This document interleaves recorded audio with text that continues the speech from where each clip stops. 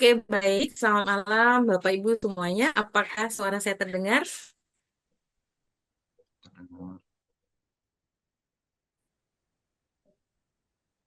Suara saya terdengar ya, Bapak Ibu ya. Dengar. Oke, terima kasih tanggapannya. Baik, Bapak Ibu, selamat malam.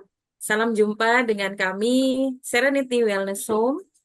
Kami adalah bagian dari layanan holistik integratif yang malam hari ini hadir bersama dengan Bapak Ibu sekalian dalam webinar seri ketiga kami di hari Jumat tanggal 19 Juli 2024.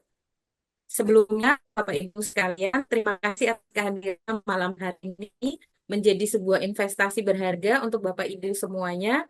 Karena malam hari ini kita kedatangan narasumber hebat dari Kota Malang, Jawa Timur, yang tentunya akan menjadi inspirasi terbaik Bapak Ibu di malam hari ini.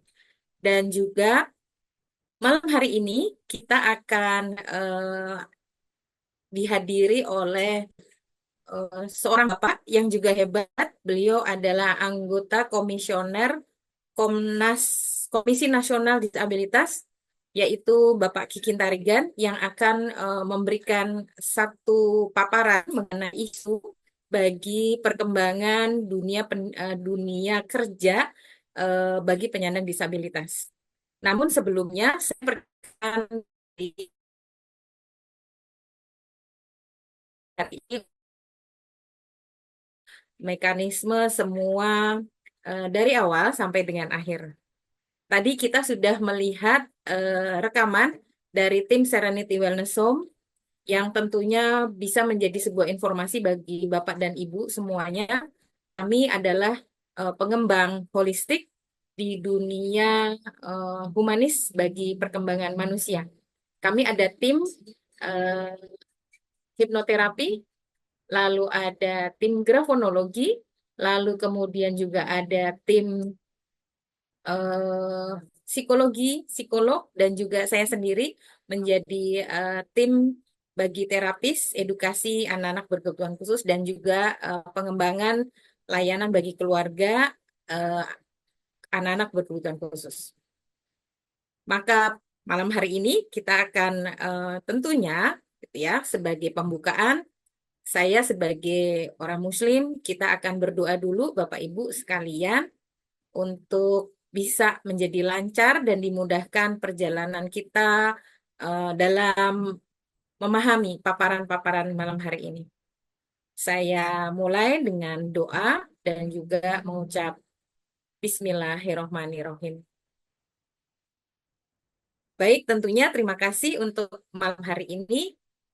Pertama, acaranya kami akan bacakan akan ada saran dari owner Serenity Wellness, yaitu akan dibuka dan juga dibawakan oleh ibu kita, ibu yang tentunya sangat menginspirasi ya bagi dunia pengembangan holistik saat ini ya. Kami tentunya digawangi oleh seorang ibu bernama Sisilia Retno Widayanti yang nanti juga akan kita dengarkan bahwa kehidupannya juga menginspirasi banyak orang. Lalu setelah sambutan dari owner Serenity Wellness Home, akan ada Bapak Kikin Tarikan sebagai pemantik dari isu pengembangan dunia kerja disabilitas di Indonesia untuk saat ini. Lalu langkah selanjutnya kita akan masuk, saya akan memperkenalkan moderator dengan Bapak Iksan dari tim Serenity Wellness Home sebagai hipnoterapi. Lalu kemudian setelah itu saya akan membacakan CV moderator, eh, perkenalan moderatornya, lalu kami akan memberikan kepada moderator untuk bisa menjalankan diskusi bersama dengan dua narasumber hebat kita. Lalu tentunya juga akan ada pemutaran video dari perjalanan narasumber hebat kita,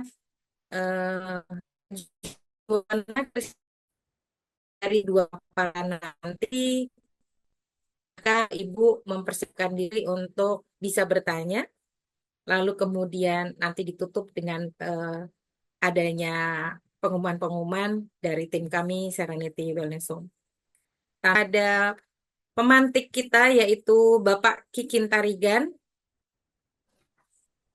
Boleh saya dibantu untuk CV dari Bapak Kikin Tarigan? Silakan Ibu. Oke. Mohon maaf ini gelap sekali wajah saya. Oh, Sekarang saya terdengar tapi Bapak yang Ibu. penting terdengar Pak Kikin. Oke. Ya, silakan Ibu. Oke, baik. Boleh saya dibantu untuk share screen-nya Pak Ari, CV dari Pak Kikin?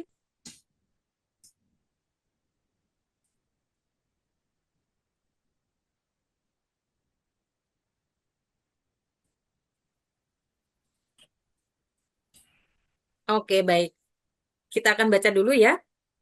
CV dari Pak Kikin Tarigan. Pak Kikin saat ini menjabat sebagai Komisioner Komnas Disabilitas atau KNDRI, mengemban tugas dalam bidang sosialisasi, edukasi, dan peningkatan kapasitas dalam Pokja pendataan dan pengembangan literasi serta mengampu wilayah Papua dan luar biasa. Wilayah Timur, silakan bergabung ini untuk edukasi mengenai disabilitas ya bersama dengan Pak Kikin. Nanti boleh bincang-bincang dengan Pak Kikin setelah di media ini.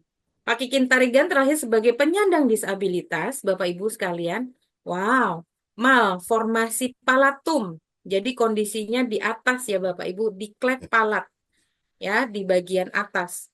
Dioperasi, lalu mengikuti terapi wicara dan sempat bersekolah di SLB Santirama, Keramat Sentiong, Jakarta Pusat. Luar biasa. Jadi beliau adalah juga menjadi penyandang disabilitas yang terus bergerak memberikan pemahaman tentang kesetaraan kehidupan bagi para teman-teman penyandang disabilitas. Pekerjaan saat ini Pak Kikin sebagai Komisioner Komnas Disabilitas RI, lalu Ketua Serikat Rakyat Indonesia, lalu Advisor GIS, GGPES, bidang administrasi kependudukan, Regional Koordinator GIS, PAS, NAD, Pemulihan Kebencanaan Aceh, Program Administrasi Kependudukan, Government and External Relation Manager, PT Sirat, Produce TBK, lalu Government Relation PT Sirat Produce TBK. Pendidikan, Magister Manajemen Agribisnis Institut Pertanian Bogor, salam dari Bogor. Sarjana Pertanian Universitas 11 Maret Surakarta. Oh, waduh, dari Surakarta ke Bogor. Lalu lain-lainnya adalah menjadi pengurus alumni Fakultas Pertanian UNS, Ketua Yayasan Kasimo Jakarta. Waduh, ini di bawah keluarga Pak Kasimo ya kalau nggak salah. Oke, lalu short course Australia, mantan on UN Mechanism and Participant UN Human Rights Commission di Swiss, Genoa. Lalu International Student Meeting Paris, Prancis. Luar biasa. Bapak Ibu, malam ini kita kedatangan tamu luar biasa, Pak Kikin Tarigan. Kira-kira beliau akan menyampaikan apa? Mari kita berikan kesempatannya. Waktu dan layar dipersilakan Pak Kikin. Baik, terima kasih moderator Ibu Irin dan yang saya hormati pimpinan Serenity Wellness Home, kemudian juga tentu tidak kalah penting adalah Bapak dan Ibu narasumber yang akan memberikan masukan, gagasan sekaligus pengalamannya dalam kesempatan ini. Dan yang paling penting adalah teman-teman peserta Zoom pada kesempatan malam ini. Terima kasih kita semua sudah menyempatkan waktu pada malam hari ini untuk belajar bersama. Tentu saya tugasnya hanya memantik. Saya sampaikan kepada Bu Iren kalau memantik itu berarti saya tukang kompor Bu ya. Iya Pak katanya ya udahlah saya kompor-komporin aja lah. Dan mudah-mudahan saya tidak akan mengambil waktu banyak dari para pembicara karena saya yakin para pembicara adalah orang-orang yang pakar pada bidangnya. Sambil bisa di-share, Obi silakan ya. Terus terang kami sangat tertarik sekali dengan isu yang disampaikan oleh teman-teman ya, penyelenggara ya. Kenapa? karena ini sangat aktual dan sangat dibutuhkan oleh negara pada saat ini. Negara mengalami sangat membutuhkan dukungan dan partisipasi kita semua. Dan yang kemudian kedua, dan ini juga sangat dibutuhkan oleh kita semua selaku penyandang disabilitas, termasuk juga kita sebagai keluarga dengan disabilitas. Saya katakan keluarga dengan disabilitas, mungkin yang biasa kita dengar adalah orang tua anak dengan disabilitas. Tapi pada faktanya, orang tua kita juga ada disabilitas, maka kita keluarga dengan disabilitas. Saya sampaikan demikian. Baik, dari judulnya pertama bukan siapa takut ya, tapi kita harus berani. Ya, kita harus berani. Tidak ada pilihan lain, tidak ada pilihan lain bahwa kita harus berani. Dan dalam kesempatan ini, saya juga sedikit akan memperkenalkan tentang Komisi Nasional Disabilitas. Teman-teman, kita beruntung bahwa pertanggal 1 Desember 2021, sedikit saya sampaikan, lanjut Wik, bahwa negara telah membentuk Komisi Nasional Disabilitas. Ya, Komisi Nasional Disabilitas adalah sebuah lembaga non struktural, artinya KND bukan berada di bawah pemerintahan, tetapi menjadi suatu badan tersendiri yang diberikan mandatnya untuk mengurusi hak disabilitas. Kita lebih sering mendengar Komnas HAM, Komnas Perempuan, ataupun Komnas Anak. Ya, maka pertanggal 1 Desember 2001 telah melalui seleksi telah dipilih dan dilantik oleh Presiden 7 orang komisioner. Ya, 7 orang komisioner itu terdiri dari 4 orang penyandang disabilitas dan 3 orang non disabilitas. Lanjut, ya, diketuai oleh Ibu Dante Rikmalia, beliau penyandang disabilitas ganda. Beliau lanjut Tobi, disleksia dan juga tuli derajat sedang. Kemudian Ibu Rahmi Taman Harahap, beliau ada penyandang disabilitas tuli. Kemudian Bapak Jona Amanda Manik, beliau adalah penyandang disabilitas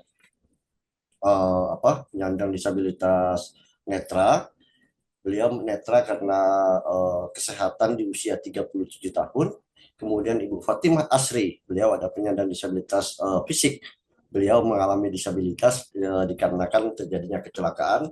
Kemudian ada Pak Eka, ada Pak Deka, dan saya sendiri adalah mantan penyandang disabilitas. Seperti disampaikan tadi, betul, saya penyandang disabilitas terlahir sebagai malformasi palatum, kemudian eh, apa eh, saya dioperasi, kemudian mengikuti terapi bicara dan juga akhirnya ikut tes lebih juga. Anak saya ada 3, 2 non disabilitas, 1 orang disabilitas, sama seperti saya juga mengalami malformasi palatum. Yang ingin saya sampaikan teman-teman sekalian, bahwa segala sesuatu bisa terjadi pada diri kita dan itu sangat memungkinkan baik terjadi sejak lahir, baik terjadi karena kesehatan maupun terjadi karena kecelakaan ataupun karena faktor-faktor lain. Nah, KND sendiri mempunyai 7 isu prioritas yang utamanya adalah terkait dengan eliminasi stigma, kemudian di bidang kesehatan, pendidikan, kesejahteraan sosial, pekerjaan, dan pendataan. Nah, jadi memang pekerjaan adalah suatu hal atau isu yang secara khusus diperhatikan oleh KND dan kita anggap menjadi suatu hal yang sangat mendesak dan mendasar untuk diselesaikan. Terkait peraturan perundangannya, Bapak Ibu sekalian, ya, peraturan perundangan. Suara saya masih terdengar atau putus-putus? Terdengar, Pak. Masih bagus. Masih bagus ya, oke. Terkait dengan peraturan Ya, oke. perundangan, itu sudah banyak sekali peraturan perundangan yang dikeluarkan oleh negara ya. Baik setelah undang-undang itu dikeluarkan, kemudian juga ada beberapa turunan, ada beberapa peraturan pemerintah, ada beberapa peraturan presiden, ada juga peraturan-peraturan menteri. Pada intinya semuanya sudah mengarah dan sudah terlihat upaya pemerintah untuk memperhatikan penyandang disabilitas. Ya, tetapi Bapak Ibu sekalian, pada faktanya kita lihat, ya, pada faktanya bisa kita lihat bahwa penyandang disabilitas, bicara tentang penyandang disabilitas, lanjut lebih terus, ya. Walaupun negara sudah memberikan kesempatan 2% di sektor pemerintahan, 1% di sektor swasta, ya, tetapi pada faktanya meskipun peraturan perundangan sudah banyak di situ, pada faktanya tidak banyak penyandang disabilitas, tenaga kerja penyandang disabilitas bisa terserap di dalam dunia kerja, ya, tidak bisa terserap di dalam dunia kerja. Karena apa? Terkait dengan masalah pendidikan. Maka ketika pemerintah saat ini fokus, ya, ada peraturan menteri Ristek, ada peraturan menteri agama, ya, yang sama-sama juga terkait dengan masalah pendidikan, bagaimana mengharus utamakan isu disabilitas ya, akomodasi yang layak kepada peserta didik mulai dari pendidikan dini, dasar dan menengah sampai perguruan tinggi, karena ini emang menjadi bottleneck dari permasalahan yang ada ya. Coba lanjut, Bi.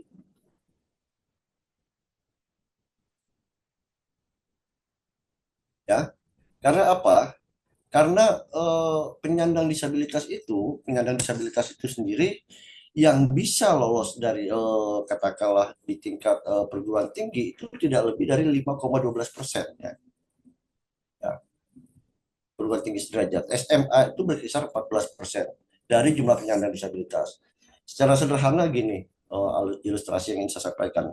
Ketika pemerintah bukaan ASN, P3K dan sebagainya, kemudian swasta melakukan rekrutmen, ketika masuk pada level tertentu dibutuhkan tenaga yang seperti ini, pendidikannya demikian demikian, maka kerap kali penyandang disabilitas tereliminasi sejak awal di situ. Sehingga akhirnya apa? Kesempatan yang telah diberikan oleh pemerintah itu tidak bisa diserap ataupun dimanfaatkan oleh penyandang disabilitas. Dalam beberapa kasus teman penyandang disabilitas seringkali protes juga ya. Ini karena udah jatah kami 2%, jatah kami 1%, ya udah masukin saja. Ya tentu tidak semudah itu teman-teman sekalian ya. Mohon maaf, pasti akan ada syarat ketentuan yang memang harus kita penuhi. Nah, untuk itu pada bagian hal yang mendasar, mari bersama-sama Bapak Ibu, ini sekarang hari ini masih ada isu PPDB itu menggema ya, saling kita pantau bersama-sama bagaimana memungkinkan anak-anak kita, adik-adik kita bisa bersekolah di sekolah terdekat atau paling tidak bersekolah di SLB misalnya seperti itu. Lanjut, kecilnya penyandang disabilitas yang apa ya yang bersekolah. Lanjut tuh, Bi. Ya. Pada faktanya sektor pekerjaan realnya itu terbanyak adalah di bidang wirausaha dan terbanyak di bidang apa? Di bidang pertanian, ya. Nah, ini dua hal yang menurut saya juga adalah fakta lapangan yang harus kita cermati, dan pada faktanya teman-teman disabilitas adalah mengambil caranya sendiri, ya, mengambil caranya sendiri sehingga akhirnya apa? Akhirnya memang saya ambil contoh misalnya gini, katakanlah ada satu orang penyandang disabilitas dengan satu orang non disabilitas bekerja pada sebuah perusahaan dengan gaji yang jumlahnya sama, ya, saya gajinya 5 juta, saya penyandang disabilitas 5 juta, Bu Iren juga non disabilitas gajinya 5 juta, tetapi 5 juta saya itu pengeluarannya jauh lebih besar karena apa? Karena penyandang disabilitas memiliki extra cost, ya. Sehingga 5 juta saya dengan 5 juta Ibu Iren itu menjadi berbeda di tingkat pengeluarannya, berbeda di tingkat savingnya. Artinya apa? Ya, harusnya saya diberi lebih dong. Lebihnya itu kan oleh negara disiasati dengan adanya konsesi misalnya. Tapi selain itu teman-teman sekalian, seorang penyandang disabilitas ketika dia mengakses ke tempat kerja, dia membutuhkan akses transportasi yang khusus, yang spesifik, ya, yang tidak murah, yang tidak mudah. Sehingga apa? Sehingga akhirnya dari besaran gaji yang saya terima sama dengan Ibu Iren, maka jumlah pengeluaran saya itu pasti jauh lebih besar. Ya. Maka tidak ada pilihan lain, bukan tidak ada pilihan lain. Pilihan terbaik adalah bagaimana teman-teman disabilitas ditingkatkan keterampilan vokasinya ditingkatkan sehingga memungkinkan teman-teman bisa menjadi seorang wirausahawan, mereka bisa bekerja di tempatnya masing-masing, sehingga dari aspek transportasi itu juga menjadi lebih kecil, dari sisi keselamatan juga bisa lebih aman dan nyaman, ya. Ini hal-hal yang penting menurut saya untuk kita dengarkan dari para pembicara pada kesempatan ini, bagaimana ini bisa ditingkatkan. Walaupun saya tidak menutup fakta, teman-teman sekalian, banyak sekali keterampilan-keterampilan vokasi yang diberikan kepada kita itu masih sifatnya jadul ya. Ya, jadul artinya uh, kita melihat ada upaya peningkatan, tetapi tentu kita mengharapkan tidak sekedar misalnya kalau menjahit, tidak sekedar jadi tukang pijat, tidak sekedar menjadi uh, apa gitu kan. Artinya kita sebetulnya ruang dan kesempatan dalam situasi sekarang itu sudah sangat besar.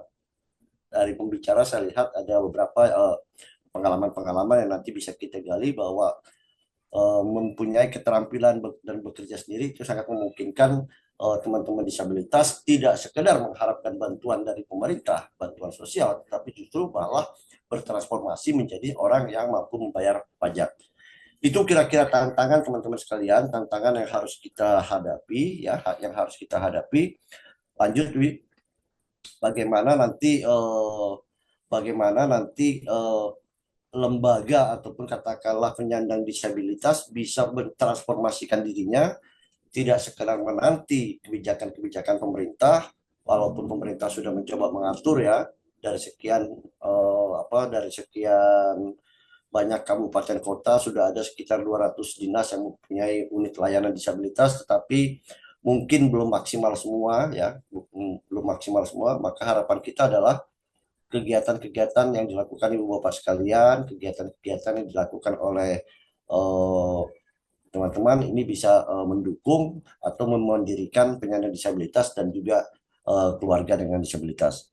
Hal lain tentu saja teman-teman bahwa faktanya banyak perusahaan katakan diminta untuk melakukan memberikan kepedulian kepada penyandang disabilitas melalui rekrutmen tenaga kerja 1%, ini seringkali tidak terpenuhi. Maka harapan kita paling tidak sektor swasta bisa uh, menggeser ya, uh, tidak sekedar menerima karyawan 1%, tetapi katakanlah memberikan dukungan kepada penyandang disabilitas di sekitarnya dalam bentuk CSR dan sebagainya, kemudian memberikan support kepada orang tua atau keluarga yang punya disabilitas, ya, kemudian juga bisa juga membantu organisasi-organisasi disabilitas sehingga menjadi lebih mandiri seperti yang kita bicarakan pada kesempatan ini.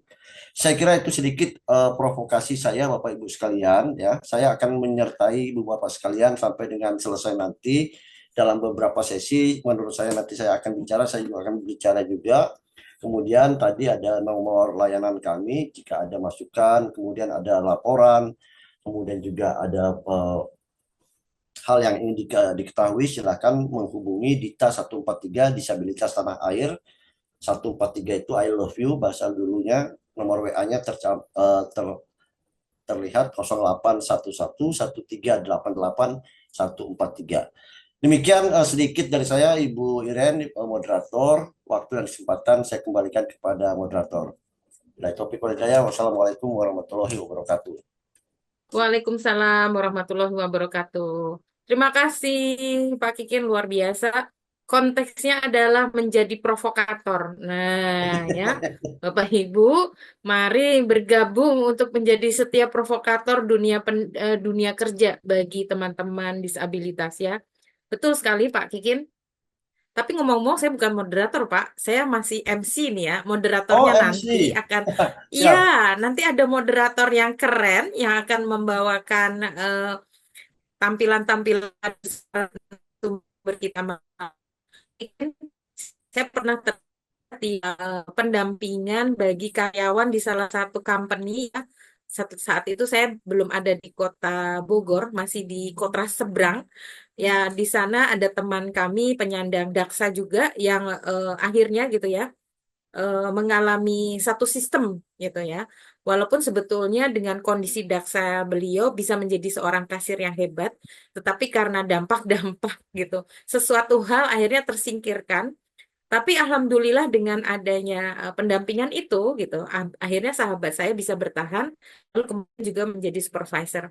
Memang di Indonesia untuk permasalahan dunia kerja bagi teman-teman penyandang disabilitas itu masih tebang pilih. Walaupun sudah ada beberapa perusahaan di Indonesia yang meng-create gitu ya teman-teman penyandang disabilitas, tetapi kembali lagi menjadi tebang pilih. Ya, oke, baik. Bapak Ibu sekalian, malam hari ini setelah kita diberikan provokator oleh Pak Kikin, mudah-mudahan kita semakin bisa cemerlang nih ya mendampingi teman-teman disabilitas dalam hal dunia pekerjaan. Malam ini saya didampingi oleh moderator yang sangat luar biasa, yaitu Pak Iksan. Nanti Pak Iksan akan membantu jalannya mobilisasi dari dua narasumber hebat kita. Oke, boleh Pak. Saya dibantu eh, CV dari Pak Iksan. Pak Kukuh, boleh saya dibantu di share screen-kannya. Saya bacakan dulu profil dari Pak Iksan, sahabat kami di Serenity Wellness Home.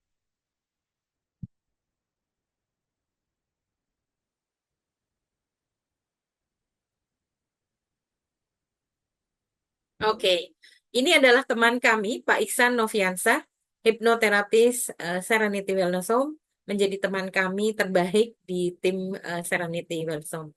Lahir di Bogor, 13 November 1979, lalu kemudian pendidikan Universitas Gunadarma, Diploma 3 Ilmu Komputer, ya, beliau punya rekaman jejak jejak menjadi produser di Bogor itu luar biasa ya Bapak Ibu. Lalu kemudian pernah juga mengenyam pendidikan di Natalia Institute Hypnotherapist Training Center. Lalu Master Hypnotherapist, wah keren ya. Lalu Certified Hypnotherapist. Profil beliau adalah ASN pada Diskominfo Kota Bogor. Nih kita ditemani seorang produser hebat, walaupun beliau menjadi hipnoterapis, tetapi juga menjadi bagian dari ASN Diskominfo Kota Bogor.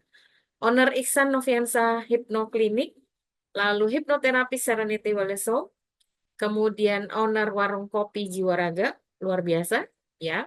Lalu juga owner Jiwa Rasa Kreatif Media dan Organizer, owner sepatu Dota Online Store, ya, Bapak Ibu. Lalu founder Natapala Healing dan Mediation Center Community, lalu founder Ima Sehat Bogor, kemudian founder SPTV Bogor TV Channel. Oh, aduh, luar biasa.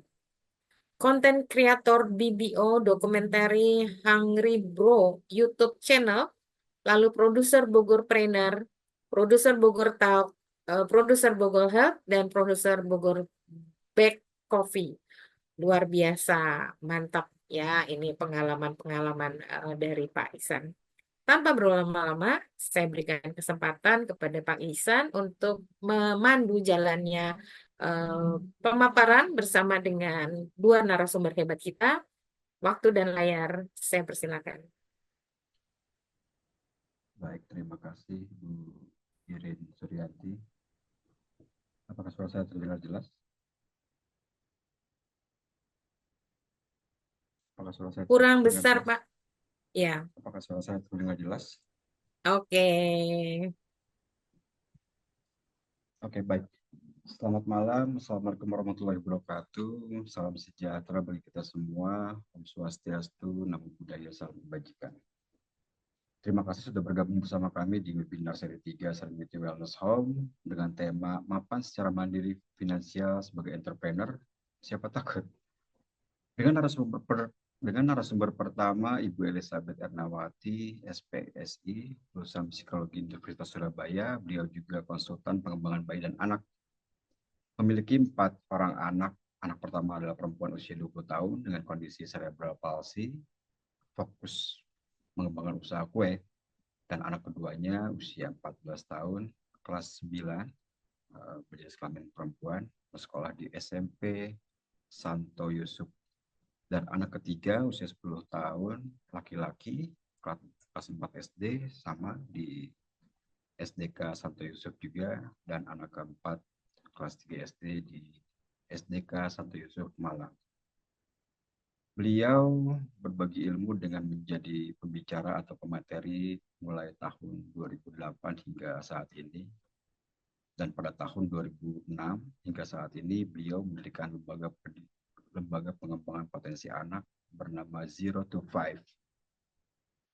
Dan yang akan menjadi narasumber kedua itu adalah anak beliau yang bernama Joanna Christina Gunawan yang lahir tanggal 16 Juli tahun 2003 dengan sekolah pertamanya adalah TK Kalam Kudus, kemudian pindah ke TK Wonder Bridge, SD Kristen Karis, kemudian homeschooling 0 to 5, lalu lanjut sekolah ke SMP Kristen Aletheia selama 1 tahun. Joanna Christina Gunawan mengikuti les keyboard sejak usia 6 tahun, les vokal sejak 9 tahun, menjahit sejak usia 9 tahun, merajut, dan les kue. Nah, narasumber kedua kita, Joanna Christina Gunawan juga memiliki sebagai owner dari Talenta Cake ya. Baik, selamat datang di webinar seri 3 Serenity Wellness Home. Saya Iksan Noviansa dan saya sangat senang dapat menjadi moderator pada acara yang luar biasa ini.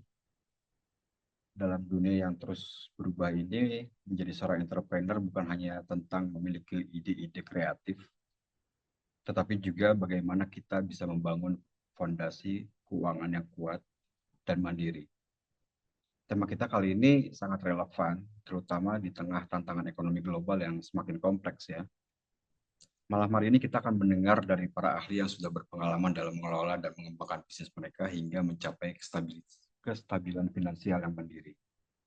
Kita akan membahas berbagai strategi, mulai dari perencanaan keuangan, pengelolaan investasi, hingga cara-cara untuk memaksimalkan potensi bisnis agar dapat bertahan dan berkembang.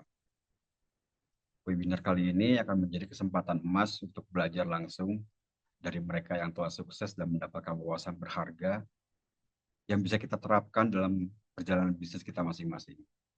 Jadi, siapkan pertanyaan-pertanyaan Anda dan mari kita manfaatkan momen ini untuk memperkaya pengetahuan dan keterampilan kita. Tanpa berlama-lama lagi, mari kita mulai acara hari ini dengan mendengarkan kisah dan pengalaman dari Ibu Elizabeth Ernawati, SPSI, yang juga seorang konsultan pengembangan bayi dan anak yang telah menginspirasi banyak entrepreneur dengan cerita sukses dan pandangan-pandangan yang visioner. Para narasumber pertama, Ibu Elizabeth Ernawati, SPSI, kami persilakan. Waktu Anda 20 menit untuk memaparkan. Terima kasih Pak Ihsan untuk waktunya. Selamat malam untuk Ibu Irin yang sudah mengundang kami, saya dan Juana, Pak Kikin Tarigan, ke owner Serenity Wellness Home, dan semua peserta. Saya bersama anak saya merasa terhormat boleh diundang di acara ini, apalagi kami jauh, nggak ada di Kota Malang. Saya akan memberikan pengalaman-pengalaman tentang bagaimana mengasuh atau mendidik anak-anak dengan disabilitas. Sebentar, saya tayangkan dulu presentasinya. Maaf Ibu, apakah suara saya terdengar jelas? Ya, jelas. Terdengar, Bu. Jelas. Terdengar jelas, Bu. Ya, oke. Ya, jelas. Ini saya akan mulai. Jadi kita sebagai orang tua harus memiliki keberanian dan ketangguhan bahwa anak berkebutuhan khusus itu punya mimpi seperti anak pada umumnya. Orang tua ingin individu yang berkebutuhan khusus itu menjadi sukses. Kalau orang tua itu ingin anaknya sukses, maka syarat utama adalah orang tua harus menerima dengan rendah hati keberadaan anak kita. Melepaskan semua gengsi atau atribut sosial budaya. Artinya, gengsi nanti diejek tetangga, dirasani oleh mertua, anakmu kok begini, anakmu kok enggak sekolah, anakmu kok begini. Dilepaskan semuanya itu dengan berani dan teguh membawa anak ini mencapai sukses seperti orang tuanya. Nah, individu berkebutuhan khusus itu punya mimpi, pasti punya mimpi, hanya mereka belum bisa atau terlambat menyampaikannya. Tetapi mereka ingin sama dengan anak pada umumnya. Mereka ingin sukses seperti saudara atau teman sebayanya. Aku ingin sama dengan saudaraku, dengan teman-temanku. Nah, individu berkebutuhan khusus sama dengan kita, orang pada umumnya, ingin diakui keberadaannya. Aku ini ada. Aku ini bermakna. Dan aku juga mau dipuji. Aku ini bisa loh sesuatu. Mereka juga ingin berguna bagi keluarga, teman, dan masyarakat. Nah, orang tua yang memiliki anak berkebutuhan khusus harus juga memikirkan psikologi dan masa depan saudara-saudara atau kakaknya yang dalam arti normal pada umumnya. Jadi ketika keluarga ini memiliki satu anak berkebutuhan khusus, maka keluarga ini harus memikirkan adik atau kakaknya, karena ini akan berimbas kepada relasi keluarga. Artinya, anak yang saya bilang normal ya, normal ini juga pun butuh partner untuk ngobrol dengan teman saudaranya, butuh curhat. Nah, tapi yang dicurhati ini tidak ada, karena saudara berkebutuhan khususnya nggak bisa diajak ngobrol, nggak bisa diajak ngomong, contohnya gitu. Atau nggak sama frekuensinya, kalau circle bilangnya kan nggak sama. Nah, maka muncullah perbedaan prestasi yang mencolok. Yang satunya sekolah, yang satunya misalnya SD, SMP, punya teman banyak berprestasi, tapi yang satunya biasa-biasa aja atau mungkin agak butuh shadow dan segalanya. Artinya memiliki kesulitan. Nah, ini benar-benar harus dipikirkan. Nah, karena ada perbedaan yang mencolok antara anak pada umumnya dengan anak yang berkebutuhan khusus, maka orang tua harus benar-benar menyiapkan anak yang berkebutuhan khusus ini mandiri. Kalau individu ini tidak mandiri, individu yang berkebutuhan khusus ini tidak mandiri, nanti harus memikirkan apakah adik atau kakaknya ini mau bimbing mereka ketika anak berkebutuhan khusus ini sudah besar. Apakah mau menjaga, menemani terus-menerus, seberapa saudara atau kakak kandungnya ini mau mendampingi adiknya atau kakaknya berkebutuhan khusus. Nah, seberapa sanggup mereka menemani, sampai kapan mereka mau menemani individu berkebutuhan khusus yang tidak mandiri ini. Kalau mereka menikah, apakah mereka mau menerima yang individu berkebutuhan khusus ini kalau dia tidak mandiri? Nah, itu benar-benar harus dipikirkan ketika kita punya anak berkebutuhan khusus. Nah, orang tua harus menyiapkan individu yang berkebutuhan khusus ini harus mampu mengurus dirinya sendiri, artinya pakai baju sendiri, mandi sendiri, ngurus tas, ngurus segalanya itu sendiri. Harus bisa ngurus rumah tangga, paling enggak bisa masak, bisa nyuci, bisa ngelipat selimut, membereskan rumah, nata rumah, harus itu bisa. Kalau dia bisa mengurus diri sendiri, punya tanggung jawab mengurus rumah, dia harus dipikirkan bisa cari uang dan nabung. Kalau dia bisa cari uang dan nabung, itu berarti dia berguna untuk saudaranya. Nggak ngerepoti kalau bahasa Jawanya. Kita harus, kalau orang tua yang berkebutuhan khusus harus mikir sampai, aku punya anak berkebutuhan khusus, kalau sudah dewasa tidak boleh ngerepoti saudaranya, harus bisa cari uang dan nabung. Sehingga saudaranya ini punya kebanggaan. Aku punya saudara berkebutuhan khusus tapi berguna. Bisa cari uang, bisa nabung, tidak ngerepoti. Itu prinsip yang harus kita pakai. Supaya individu yang berkebutuhan khusus ini merasa dihargai dan saudaranya bangga. Kalau dari segi agama, berarti istilahnya Tuhan memberikan individu berkebutuhan khusus ini sebagai rahmat, sebagai anugerah, sehingga saudaranya merasa bahagia. Nah, bagaimana menyiapkan individu berkebutuhan khusus ini mandiri? Kalau dari pengalaman saya sebagai psikolog sejak tahun 2001 hingga sekarang, menemani para orang tua dan anak saya sendiri, kalau saya tidak berprinsip mencari kerja. Karena apa? Kalau anak ini kita masukkan mencari pekerjaan, pertama, siapa yang mau terima? Contoh, nggak usah jauh-jauh saya menerima individu berkebutuhan khusus kerja di tempat saya, mikir, satu, kecepatan kerja, kerjasama, apakah dia bisa?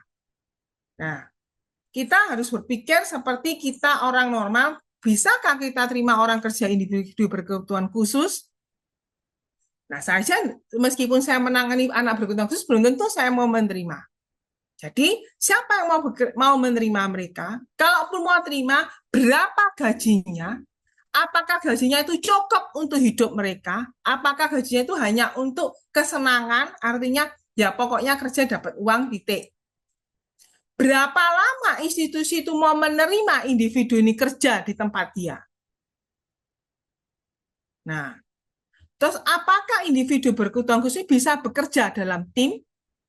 Apakah bisa kerja cepat? Apakah dia butuh didampingi? Nah, kalau butuh didampingi kan berarti gajinya dia nanti untuk bayar shadow-nya.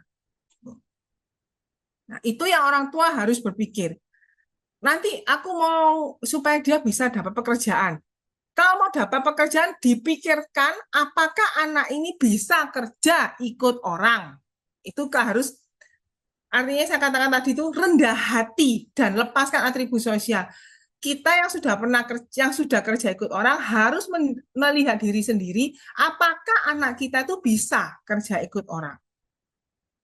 Dengan tuntutan di mana institusi itu pasti akan mempunyai target-target dan standar-standar. Nah, kalau saya selalu menyarankan pada orang tua yang memiliki kebutuhan khusus menciptakan pekerjaan, bukan mencari. Menciptakan suatu kerja supaya apa? Ini keahlian sepanjang hidup. Dia bisa pakai sepanjang hidup. Dan keuangan lebih stabil. Ya. Terus saudaranya merasa tidak direpoti dan merasa bangga punya saudara berkebutuhan khusus yang punya keahlian. Kalau dia ketemu saudara, teman atau apa, oh ya kakakku berkebutuhan khusus, tapi bisa pinter ini loh, bisa pinter ini. Dia bangga dan dia tidak direpoti. Nah, bagaimana caranya kita bisa menciptakan pekerjaan untuk individu berkebutuhan khusus atau untuk anak? Orang tua harus berani, ya saya bilang rendah hati, memetakan kelebihan dan kekurangan anak.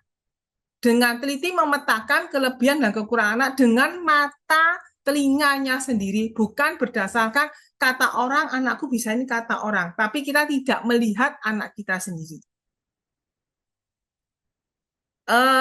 Yang saya bahas ini adalah kekurangan secara anak-anak berkebutuhan khusus yang mengalami kekurangan secara intelektual.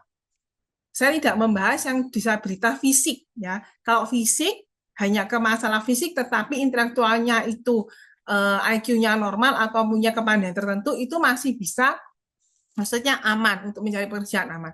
Tetapi yang saya bahas adalah yang kekurangan secara intelektual. Nah, itu kan dengan diagnosa macam-macam, jadi kekurangan intelektual itu harus kita petakan bahwa kemampuan matematika mereka lemah, hitung-hitungan mereka hanya bisa karena hafalan. Relasi sosial mereka bergaul, ngobrol itu tidak bisa mengikuti tren pada umumnya. Kemampuan berpikir logika juga lemah, jadi mereka bisa karena hafalan. Kemampuan memprediksi suatu kejadian juga kurang bisa. Memprediksi sosial, hubungan sebab akibat dari suatu kejadian itu juga mereka lemah. Nah, yang sering saya alami, orang tua ini kadang hanya tahu tapi tidak menerima. Jadi hanya tahu tapi nggak menerima, ya nanti kan bisa-bisa sendiri, Bu. Ya bukan bisa-bisa sendiri, sulit. Memang ini realita yang dialami oleh mereka. Jadi harus rendah hati. Nah, harus mencari kelebihan. Kelebihannya apa? Harus dipetakan. Oh, motoriknya bagus. Kalau motoriknya bagus berarti bisa di bidang olahraga atau bisa bidang menjahit atau bidang masak atau bidang mesin lainnya. Kerajinan tangan bisa, suka dengerin musik, akademik, sosial, ramah, ketekunan. Harus dipetakan kelebihannya dia, baru kita bisa menentukan minatnya apa. Nah, kalau sudah tahu kelebihan dan kekurangan, baru kita coba mencobakan minatnya dia sejak dini.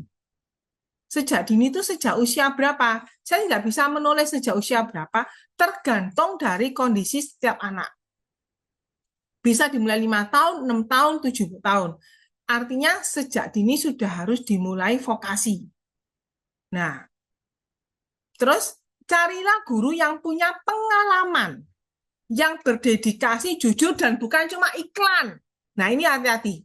Banyak guru yang mengaku, aku pengalaman loh ngurusi anak berkebutuhan khusus. Wah, sudah banyak pengalamanku. Nah, hati-hati dengan maaf sekali guru atau yang selalu mengatakan aku ini sudah banyak pengalaman. Terus selalu mengatakan bahwa oh anakku bisa kok, anakku bisa. Nah, itu jujur atau iklan? Karena yang saya sering alami kebanyakan iklan, promosi, tetapi tidak melihat sebenarnya ini nggak bisa. Cuma menyenangkan hati orang tua supaya dileskan terus dan dikembangkan bakatnya. Ternyata bukan di situ minatnya kalau kita evaluasi dari kemampuan. Jadi makanya saya mengatakan tadi di awal, orang tua harus menerima dengan rendah hati, mengakui dulu kekurangan anak. Kenapa harus mengakui kekurangan? Supaya kita dengan objektif bisa mencari minat dan bakatnya anak itu sesuai benar-benar untuk kalian masa depan. Kalau kita hanya pokok ya terima, tapi kita tidak jujur dengan anak kita, ya kita hanya mencari minatnya, pokoknya kira-kira bisa kok nanti sukses. Ternyata tuh tidak cocok. Nah itu hati-hati. Nah, cobalah satu minat itu selama 6-12 bulan, karena baru kita bisa evaluasi. Nggak bisa cuma sebulan anak tidak suka. Kita nggak bisa ngikuti moodnya anak kebutuhan khusus. Memang mereka mudi, sangat mudi karena dipengaruhi oleh kemampuan mereka, dipengaruhi oleh regulasi emosi mereka. Nah, kita jadi orang tua harus tekun dan tegas. Nggak minimal 6 bulan. Suka, nggak suka, coba dulu.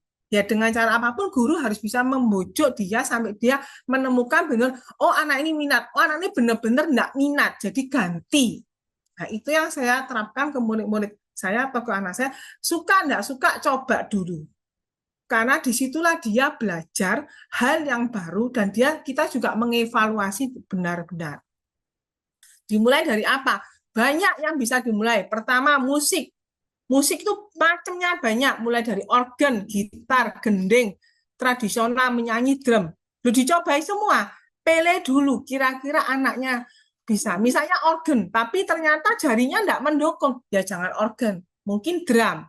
Menyanyi, tapi vokalisasinya enggak mendukung. Ya jangan menyanyi, mungkin keyboard. Coba itu. Terus menggambar, ada batik, ada jahit, ada kerajinan, pahat, kartun, lukis. Orang tua selalu tanya, menggambar kan enggak berguna. Ya menurut kita, tapi menurut dia bisa berguna. Apa Bu? Ya dicoba semua. Kan repot. Ya memang repot. Harus mencoba satu-satu sampai kita bisa menemukan. Kuliner, banyak macam. Ada kue, ada camilan, ada minuman, ada makanan, minuman tradisional. Ya harus dicoba dulu semua satu persatu sampai dia dan kita menemukan satu jiwa atau titik poin. Oh ini loh yang cocok. Oh ternyata dia sukanya cuma minuman tradisional, nggak suka makanan tradisional. Ya sudah, fokus di satu bidang itu. Nah olahraga juga banyak. Ada renang, atletik, karate, taekwondo, badminton. Nah ini yang perlu dicoba. Tapi sesuaikan dengan kemampuan dan kondisi fisik. Nah, misalkan ada murid saya musik. Orang tuanya ngotot musik. Ya silakan. Memang dia suka. Tetapi secara intelektual tidak didukung. Artinya kemampuan intelektualnya itu tidak mendukung. Nah, banyak orang yang bilang dia bisa. Nah, bisa itu dalam arti apa? Bisa sesuai kapasitasnya dia. Tapi kalau dia untuk mencari uang di bidang itu, ya maaf, kesulitan. Nah, ini loh, harus disampaikan. Kejujuran ini bahwa bukan hanya sekedar bisanya dia tuh sampai seberapa, mampu nggak dia cari uang dalam bidang ini. Ya pikirannya adalah uang dan uang, karena dengan uang manusia dihargai. Oh ternyata dia bisa cari uang sendiri, dan itu. Nah, bagaimana mengevaluasi minat anak-anak? Satu, keinginan, ada nggak keinginan anak itu untuk maju ketika les itu? Mengulang latihan di rumah secara inisiatif. Terus, apakah orang tua memiliki pengalaman dan minat anak? Artinya, Ketika anaknya suka batik, orang tua punya nggak pengalaman mendesain batik, menghias batik? Kalau nggak ada pengalaman, tapi orang tua punya relasi teman-teman yang suka batik, oke, berarti itu bisa mendukung. Terus, mampu nggak, realistis nggak dengan kapasitas anak? Kapasitas anak itu harus dilihat tadi, kemampuan motoriknya dia, bahasanya dia, kemampuan berpikirnya, mampu nggak? Nah, kondisi keuangan, apakah orang tua mampu mengeleskan dia batik dengan keuangan orang tua? Kalau nggak mampu, maaf, ya mungkin cari alternatif lain yang anak suka dan minat dan orang tua mampu. Nah, itu harus dikembalikan kondisi ekonomi. Apakah dengan minat batik ini bisa menciptakan kerja? Intinya menciptakan kerja dan dapat uang. Intinya uang lagi.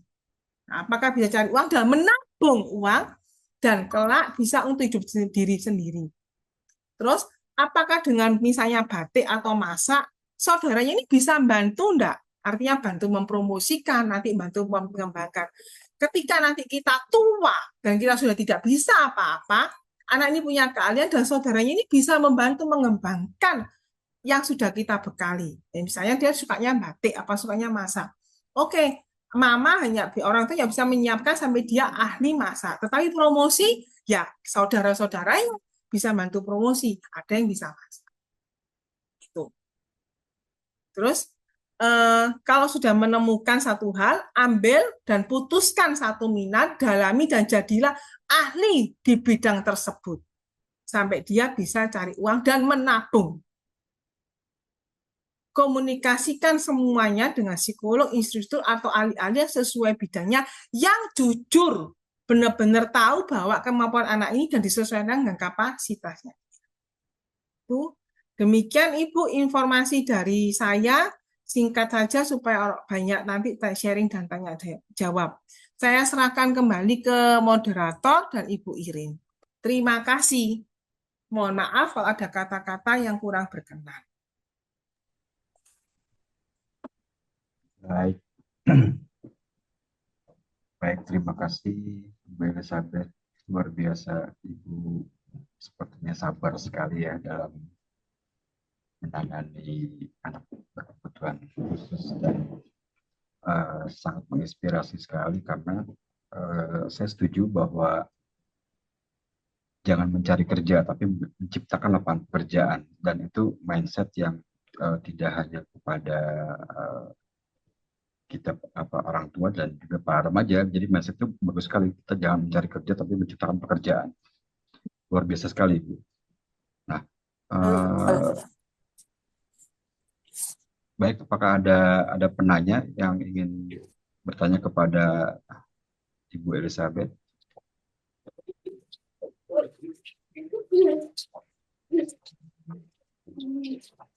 Sebelum kita lanjutkan kepada narasumber kedua.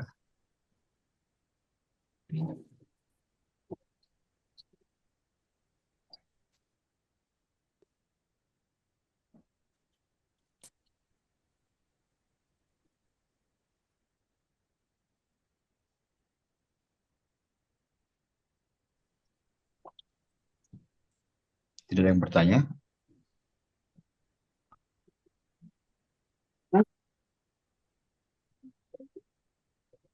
Masih belum, Mbak. Itu, maaf Pak, ada yang bertanya lewat chat tampaknya Pak. Oke.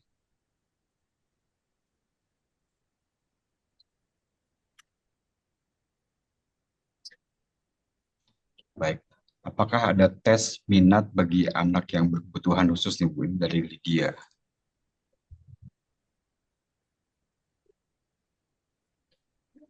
Baik, saya ulangi Bu. Apakah ada tes minat bagi anak yang berkebutuhan khusus? Saya yang jawab Pak atau Bu Irin?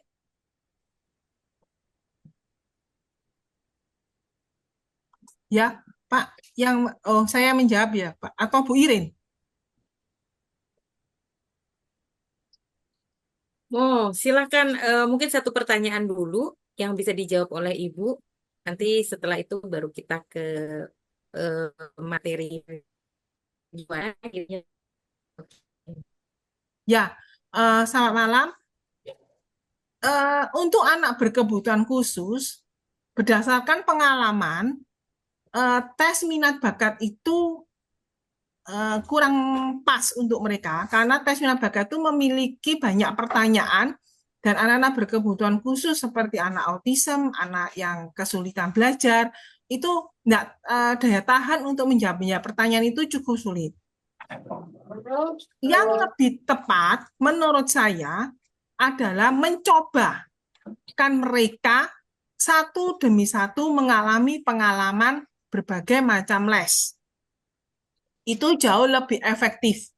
Memang menghabiskan biaya, tetapi itu jauh lebih efektif karena membekali mereka banyak hal. Jadi misalkan mereka nanti menggambar, musik, mungkin itu tidak minatnya mereka, tetapi kan mereka sudah punya pengalaman menggambar, pengalaman musik. Nah, akhirnya nanti bisa menentukan misalnya sukanya olahraga. Nah, tetap di bidang olahraga. Artinya harus dicoba satu demi satu. Itu jauh lebih tepat untuk kemampuan mereka. Karena tes bakat minat itu hanya melihat dari segi artinya kemampuan intelektual yang memang bisa mengerjakan itu ya, tapi tidak melihat dari ada kekurangan masalah motorik yang nggak bisa mendukung, misalnya main musik tapi motoriknya mendukung enggak. Ada masalah komunikasi dua arah, contohnya cocok jadi marketing, tapi ternyata dia nggak bisa komunikasi dua arah, susah, ya nggak bisa marketing. Jadi harus dilihat dari kondisi anaknya. Itu Bapak. Terima kasih banyak. Baik, mungkin sambil menunggu pertanyaan selanjutnya, kita lanjut kepada narasumber yang kedua ya Bu, atau kita lihat dulu profil dari Joanna Christina Gunawan ya.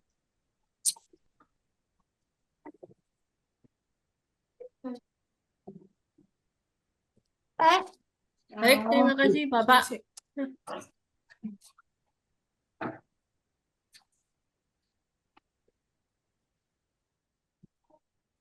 Perkenalkan, nama saya Joanna Christina Gunawan. Saat ini saya berusia 21 tahun, tinggal di Kota Malang, Jawa Timur. Sejak usia 6 bulan, saya terdeteksi keterlambatan tumbuh kembang. Dan dari hasil pemeriksaan medis, saya didiagnosa cerebral palsy. Sejak usia sekolah, TK sampai SMP, saya mengalami kesulitan memahami materi yang diberikan guru, sehingga saya harus di sekolah khusus. Sejak lulus SMP, saya mengikuti berbagai macam kursus, seperti menjahit baju, membuat boneka, kursus musik dan vokal untuk menggali potensi saya. Sejak 2016, saya diperkenalkan berbagai macam jenis kue, dan saya mulai mengikuti kursus, dan saya mulai tertarik untuk membuat kue.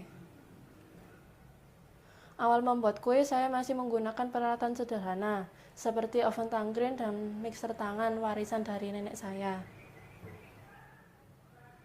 Kegagalan demi kegagalan banyak terjadi. Pesanan demi pesanan saya terima dan mendapat respon baik dari pembeli. Pada 2018, saya menerima pesanan dalam jumlah besar dan saya terkejut dan gembira. Sejak saat itu, orang tua saya meyakini bakat minat saya dan memutuskan untuk membeli oven otomatis dan mixer besar untuk memproduksi kue.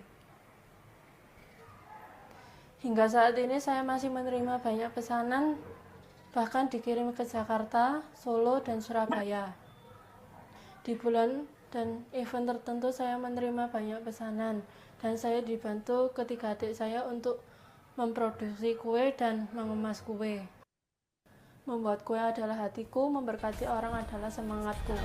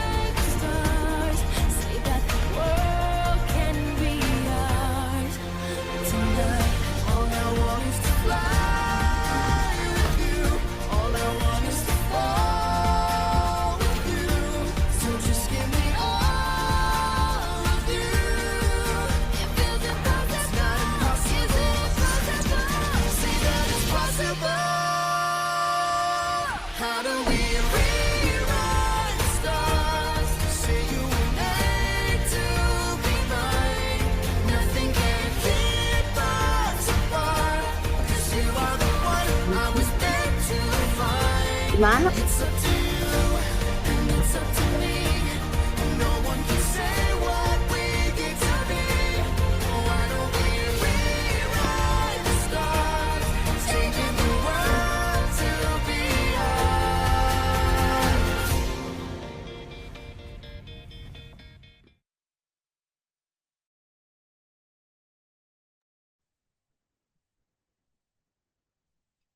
Baik, luar biasa sekali ya. Itu tadi video cuplikan dari Joanna Christina Gunawan. Sangat menginspirasi sekali. Artinya tidak ada keterbatasan ya dalam dalam diri kita. Semua itu adalah bagaimana semangat dan tekad kita untuk bisa mencapai kemandirian. Dan itu pasti luar biasa. Dukungan orang tua juga sangat berpengaruh ya. Baik, saya sekarang terhubung dengan Joan. Saya ingin berkomunikasi dengan Joan. Joan, apakah bisa mendengar suara saya? Bisa, Pak? Bisa. Baik, Joan, saya kagum apa yang kamu lakukan, sangat menginspirasi. Kita ini ya tanya jawab aja ya, Joan. Ya, boleh. Baik, Joan, saya pengen tahu dong apa sih kenapa kue gitu dan bagaimana cara kamu belajar untuk membuat kue itu, Joan? eh saya senang membuat kue karena Karena suka makan kue ya. eh, senang melihat nenek saya membuat kue. Oh, Sehingga, inspirasinya dari nenek. ya, Oke. juga suka bentuk-bentuk kue gitu senang. Tadi saya lihat bagus sekali itu diajarkan atau kamu punya ide sendiri nih untuk wah saya melihat gambar sesuatu atau saya melihat apa ya kupu-kupu atau apalah yang menginspirasi itu bisa dijelaskan nggak? Em, dari nenek saya juga dari saya kepingin melihat apa ini bentuk-bentuk kue yang bagus gitu. Atau berarti dari kreasi kreasi Yohan ya, Ya, jadi bisa menghasilkan betul. apa bentuk-bentuk yang indah bagus. Saya tadi tertarik untuk mencicipi rasanya tuh. Ya. Kayaknya enak banget. Oke. Eh, dari sejak umur berapa nih? Saya panggil Kakak Yohan ya. Kakak Yohan, dari sejak umur berapa sih membuat kue? Sejak umur 15 tahun, Pak. Wow, 12 tahun. Alasan apa sih yang bikin kakak itu semangat untuk membuat kue dan eh, kenapa kue gitu? Kenapa nggak masakan atau apa? Lebih apa ya? Lebih gampang untuk menuang itu lebih gampang juga dan dengan sesuai resep juga gitu. Jadi sesuai takaran gitu. Sebenarnya ya juga bisa masak, tapi saya minatnya di kue aja sih. Di kue ya. Ya, Kamu membuat sendiri atau ada yang mendampingi apa kakak apa atau adik atau saudara atau mama atau siapa? kalau sedikit sendiri, kalau dalam jumlah besar dibantu adik-adik saya. Wow, dalam jumlah besar. Berarti Ya, udah banyak pesanan ya, kamu udah punya pelanggan ya. ya. Boleh boleh tahu berapa jumlah terbanyak yang pernah kamu buat? 450 sampai 500. Pernah Wow, 1000 juga sih dulunya. luar biasa.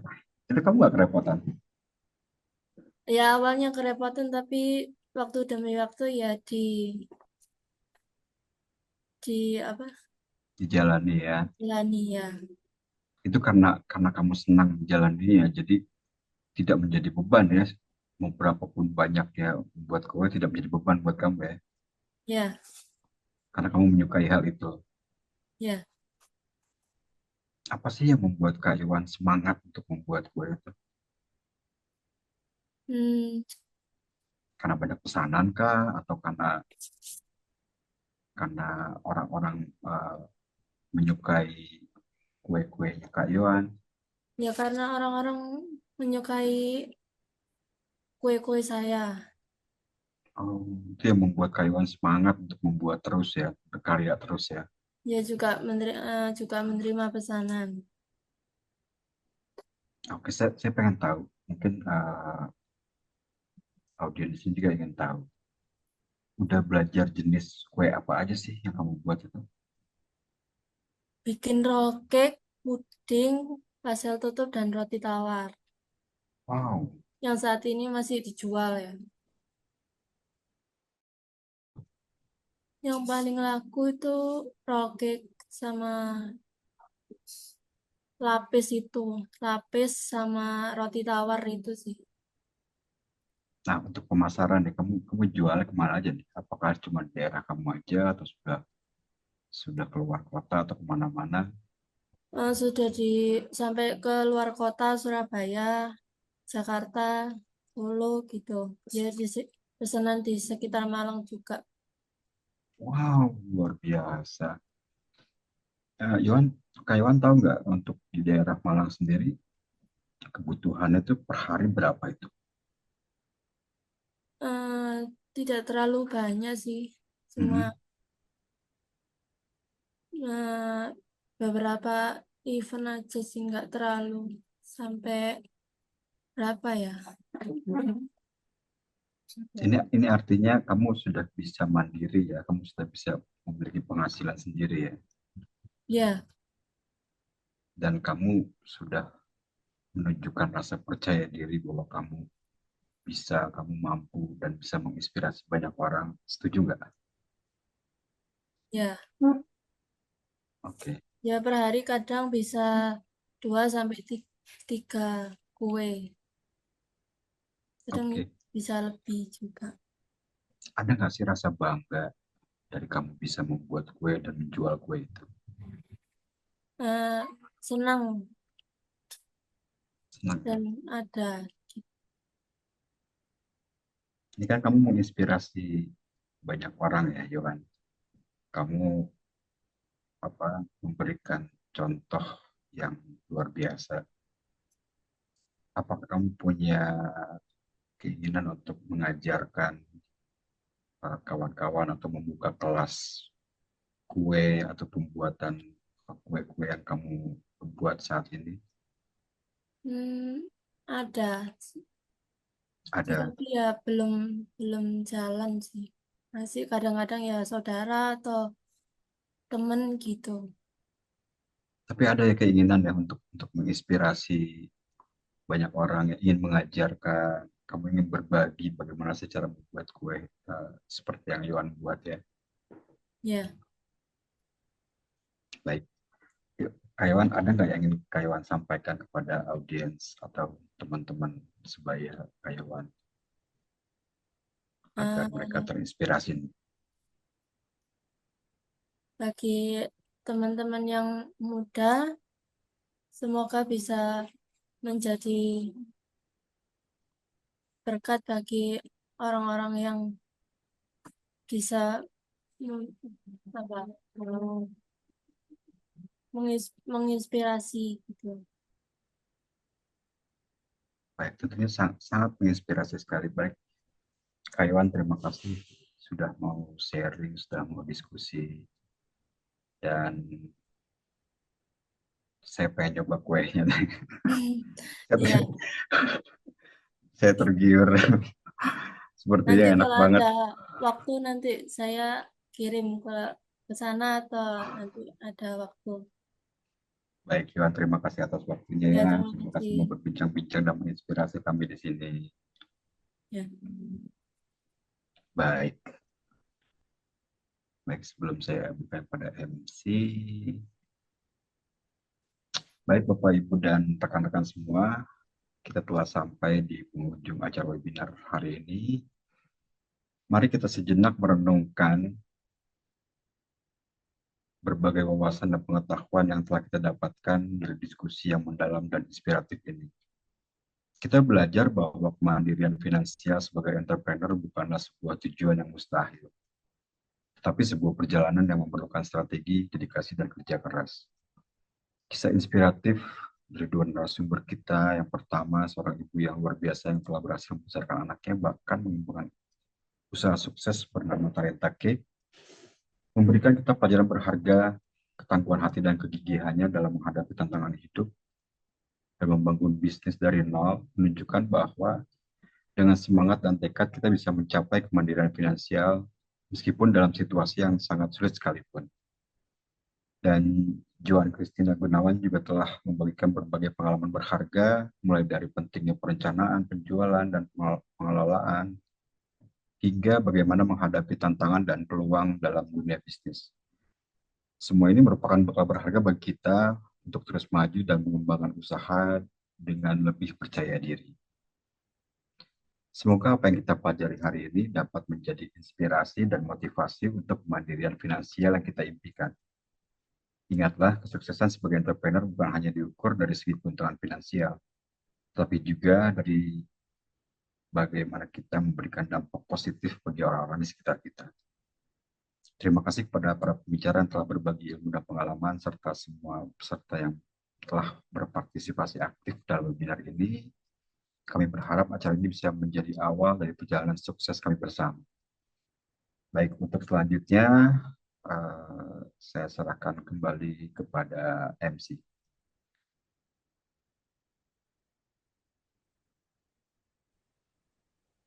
Bu Irin, dipersilakan. Iya, baik. Terima kasih kepada Pak Iksan sebagai moderator kita malam hari ini. Bapak Ibu tentunya seru ya dan sangat menginspirasi dari Kakak Joana. Saya tadi lihat videonya aja udah meleleh gitu, rasanya pengen peluk. Salam hormat ya Kakak Joana dari kami di Bogor. Semoga nanti kita bisa jumpa kopi darat ya. Terima kasih juga kepada Bu Elizabeth yang malam hari ini banyak memberikan insight-insight terbaik dalam mendampingi Kakak Joana sampai di detik ini gitu ya. Luar biasa perjuangannya, memang kita sebagai orang tua tentu tidak boleh give up gitu. Eh, Bapak Ibu sekalian, karena waktu yang sudah di pukul 20.25 kurang 5 menit lagi, boleh ya kita sedikit ada closing statement dari Ibu Sisilia Retno Widayati sebagai untuk insight-insight juga terbaik dari Serenity Wellness Home. Waktu dan layar kami persilakan Bu Sisilia Retno. Terima kasih Bu Irin.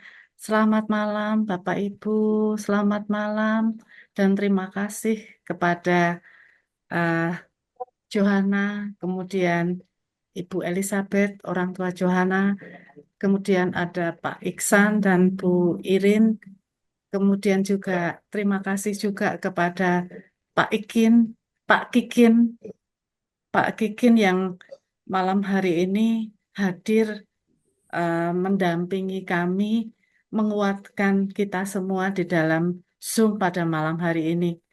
Sebagai Komisioner Komnas Disabilitas, saya sungguh bersyukur karena Pak Kikin Tarigan, SSP MM, berkenan untuk hadir di ruang Zoom ini, berbagi atau mendampingi, mendengarkan, dan terutama memberi support yang luar biasa. Kami sungguh bersyukur karena kita dipertemukan dalam ruang Zoom ini. Ini tentu bukan hal yang kebetulan, dan semua yang hadir di dalam ruang Zoom ini juga tidak kebetulan kalau semua bisa bertemu bersama pada malam hari ini. Karena dengan pembelajaran seorang Johanna, kita semua bisa belajar bahwa tidak ada yang tidak mungkin ketika kita mau berusaha. Nah, untuk malam hari ini saya tidak terlalu lama. Terima kasih untuk kehadiran semua Bapak Ibu yang telah hadir di dalam ruang Zoom kita. Dan untuk selanjutnya, saya Ibu Cecilia Retno Widayanti, saya biasa dipanggil Ibu Retno, kebetulan memang saya dipanggil Tuhan untuk menjalankan misi hidup, membuat lembaga Serenity Wellness Home ini di bawah naungan Yayasan Kasih Nowi Retno. Pada malam hari ini, saya ingin bekerja sama, menjalin silaturahmi dengan semuanya yang malam hari ini tergabung, dan tentu dari Bapak Kikin Tarigan selaku di komisioner di Komnas, mohon arahannya supaya kami bisa eh,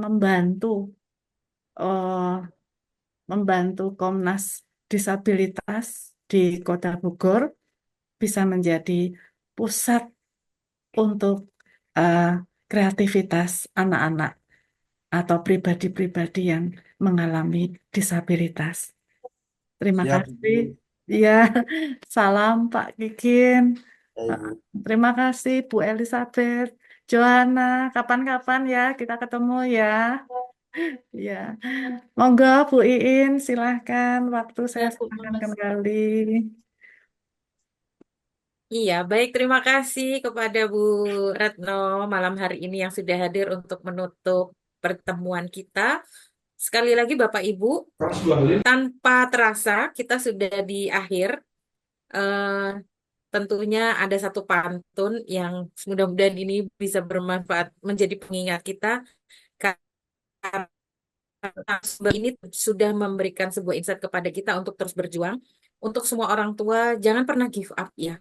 Tentunya perjalanan masih panjang dan tak akan lama pekerjaan. Tadi dari ini pesan-pesan Ibu Elizabeth juga sudah disampaikan kembali oleh Pak Ihsan. Nanti untuk pertanyaan yang belum terjawab, kami usahakan dijawab di dalam WhatsApp group yang sudah ada eh, dibentuk kita dari Serenity Wellness Home. Nanti mungkin kita akan masukkan dulu Bu Elizabeth ke dalam WhatsApp grupnya supaya bisa terlibat di dalam pertanyaan-pertanyaan bersama dengan peserta yang ada di WhatsApp group. Tentunya terima kasih juga kepada Bu Retno dan juga Pak Kikin yang malam hari ini sudah hadir. Bapak Ibu di Serenity Wellness Home, kami akan menandatangani perjanjian MOU antara komisioner sebagai bentuk dari kepanjangan tangan antara pemerintah dan masyarakat dalam hal ini langguna pekerjaan. Lagi kami akan membuat sebuah program pelatihan bagi teman-teman penyandang disabilitas yang tadi disampaikan oleh moderator dan juga Bu Elizabeth. Kami akan mengembangkan dunia usaha dalam bentuk ekoprint. Kami punya ahlinya dari Jakarta yang sudah berkolaborasi dengan Depnaker Jakarta, lalu kemudian Depnaker Jawa Barat. Lalu nanti juga akan ada pelatihan tentang dunia wirausaha kebun tuna, Bapak Ibu. Ya, kami juga punya ahlinya. Begitu juga dengan pembuatan sushi. Jadi yang lebih mudah bagi teman-teman penyandang disabilitas, kita akan carikan dunia pekerjaan ini yang langsung bisa menghasilkan cuan, gitu. Jadi siapa takut dengan finansial ketika kita bisa menciptakan lapangan pekerjaan bagi dunia teman-teman penyandang disabilitas. Tentunya ketika nanti juga kita ada doakan ya, semoga terlaksana. Kita akan bekerja sama dengan Badan Sertifikasi Halal. Jadi bagi teman-teman penyandang disabilitas yang tergabung di dalam Serenity Wellness Home dari pelatihan-pelatihan yang kami selenggarakan untuk dunia makanan atau kuliner, kita akan usahakan memiliki sertifikasi halal ya. Mudah-mudahan nanti pemerintah dalam hal ini memudahkan kami, Serenity Wellness Home, dalam menjadikan layak pekerjaan di teman-teman berada. Sekali lagi, ini adalah pantun penutup dari saya. Indah sungguh warna alam, putih sekali sangat rupawan.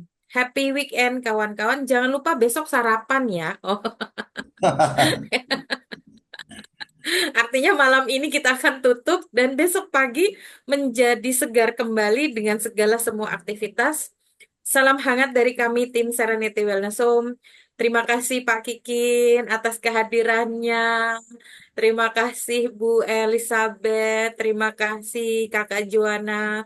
Terima kasih Bu Retno. Terima kasih Pak Iksan. Semoga kita yang berjumpa di tempat ini, di Zoom ini, tetap diberikan semangat dan juga kesehatan karena aktivitas kita semakin panjang, aktivitas kita juga harus semakin berdampak dan bermanfaat. Sekali lagi, terima kasih. Salam inklusi, salam hangat. Sebagai pusat pengembangan pribadi holistik, Serenity Wellness Home adalah rumah bagi keselarasan dan keseimbangan untuk mind, body, and soul. Sebagai healer, saya terpanggil untuk membantu orang menemukan makna dalam hidup dan menemukan rasa bahagia di dalam hidupnya. Dan saya akan sangat bahagia ketika orang itu bisa terbantu menemukan rasa bahagia dalam hidupnya. Serenity Wellness Home membantu banyak orang untuk menjadi lebih sehat secara kejiwaan. Itu adalah panggilan jiwa. Serenity Wellness Home membantu individu menemukan dan merangkul jati diri untuk mendorong dan mengeksplorasi esensi dan tujuan sejati. Serenity Wellness Home sudah mengambil peran positif dalam masyarakat dengan visinya menjadi pusat pengembangan pribadi holistik. Dan teknologi informasi rasanya tidak mau kalah untuk mengambil bagian dalam peran itu. Dan semoga ini semakin memperluas pelayanan Serenity Wellness Home kepada masyarakat. Serenity Wellness Home adalah sebuah tempat bagi individu yang membutuhkan keselarasan. Saya terlibat di pendampingan anak-anak berkebutuhan khusus dan juga untuk membersamai proses-proses kehidupan dari orang tua anak-anak berkebutuhan khusus. Dan Serenity Wellness Home adalah bagian dari tempat sekaligus pelayanannya. Kita akan bersama-sama di Serenity Wellness Home, saling bergandengan tangan dan saling bermanfaat.